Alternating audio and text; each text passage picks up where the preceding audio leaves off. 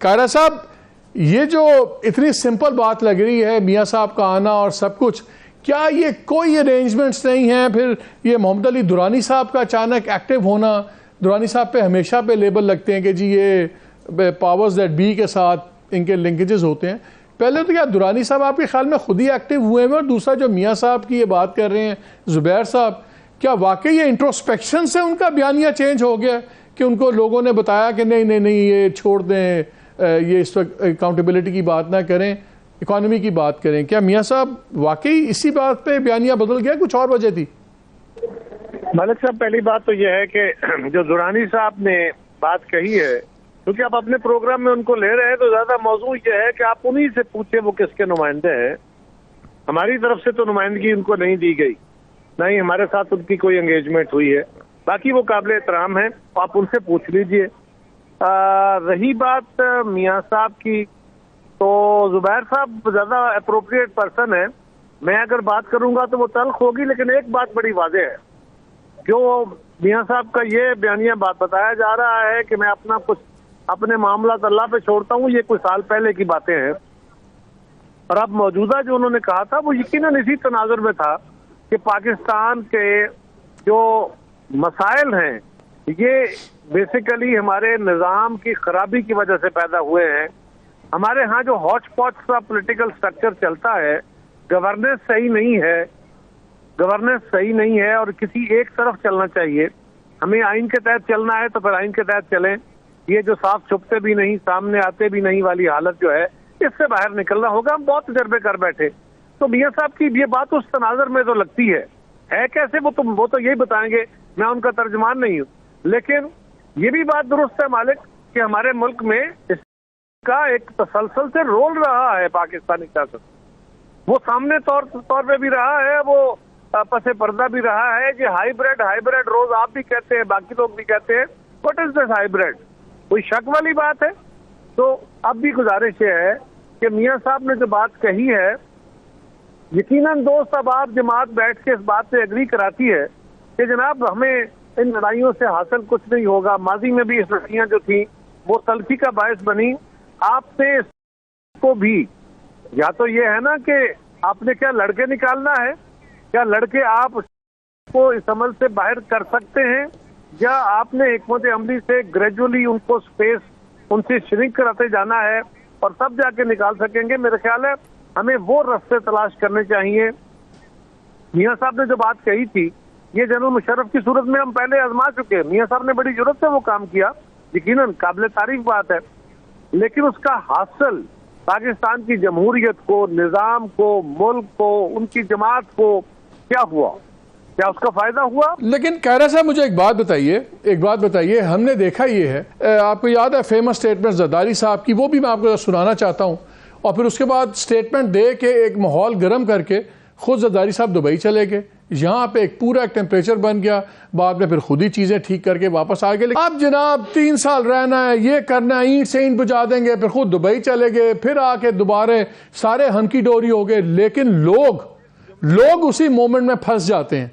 मेरा ख्याल है कि आप लोगों को तो ज़्यादा मसला तो मुझे नज़र आता है कि पॉलिटिकल पार्टीज पहले फैसला कर लें कि वो अवाम को क्यों इस तरह फिर बेवकूफ़ बनाते हैं। मियाँ साहब भी कहते हैं टांग देंगे, ये कर देंगे, फिर आप कहते हैं कि अल्लाह पे छोड़ दिया।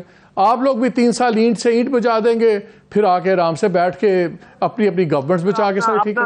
अपना जरा नैरेटिव दुरुस्त फरमाइए सर।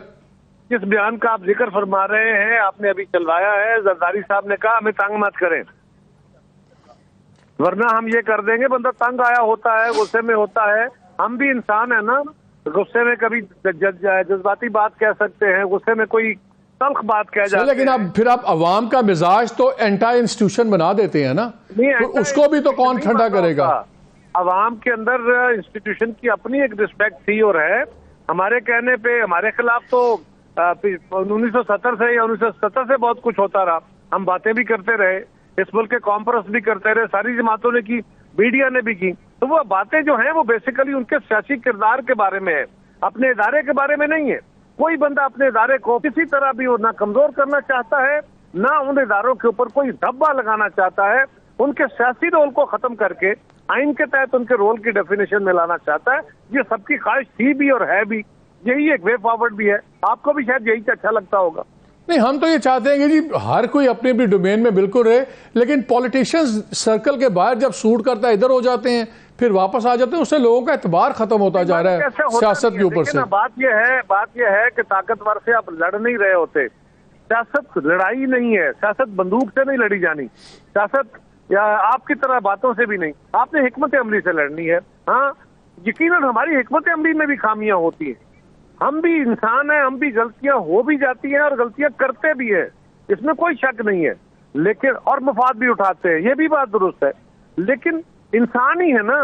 लेकिन ये कहा जाए कि ये सियासतदान है ही सिर्फ इस तरह डिजाइन कि ये सिर्फ अपने मफादात के गिर्द घूमते हैं, और उसकी बुनियाद पे क्या इदारे इतने सादे हैं, क्या आप इतने सादे हैं, क्या अवाम इतने सादे हैं कि हम बार बार फिर जाते हैं और आप हमारे झांसे में आ जाते हैं? ऐसा भी नहीं होता सर। अवाम तो बेचारे डेस्परेट है ना, उनको जो उम्मीद दिलाएगा, कोई गुस्सा दिलाएगा, वो तो उस पर चल जाएंगे।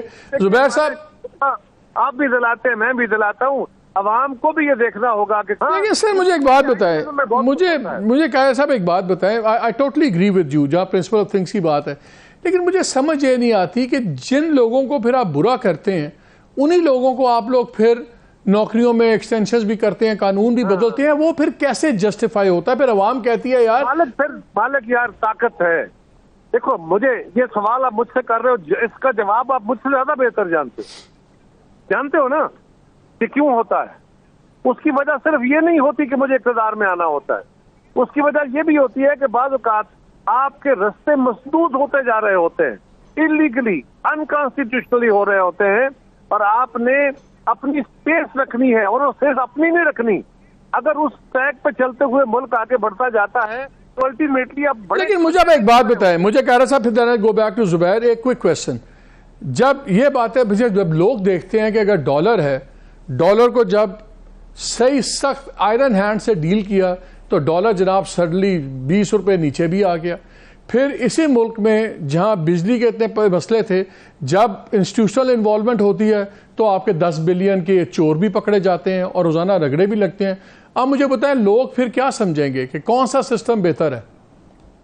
मतलब ये देखे ना, एक इदारा है, क्या मेरी हुकूमत आए तो मेरी हुकूमत को या मुस्लिम लीग की हुकूमत को आप मीडिया वाले, आप हमारे दोस्त, हमारी अदालतें, क्या वो स्पेस? सर अगर आप बिजली चोरों को पकड़ेंगे तो कौन रोकेगा आपको? कौन अपोज करेगा?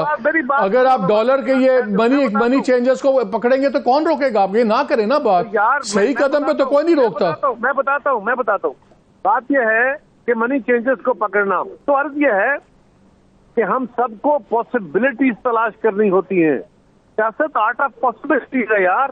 सियासत ये यकीनन आइडियलिज्म भी है, लोगों को अपने आइडियलिज्म बता के उसकी तरफ सफर करना है। ठीक है।